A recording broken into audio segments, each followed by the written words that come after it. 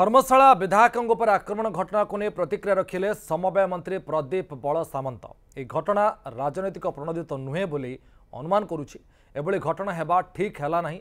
जड़े लोकप्रतिनिधि एभली करबा ठीक नुहे। विरोधी दल करिथाई पारंती। घटना रे 10 रु अधिक लोक गिरफ होइछन्ति। सेबडे बीजेडी विधायक गणेश्वर बेहरा यह घटना को निंदा करिसेंति। कहिसेंति गणतंत्र रे जनप्रतिनिधि आक्रमण ग्रहणीय नुहे।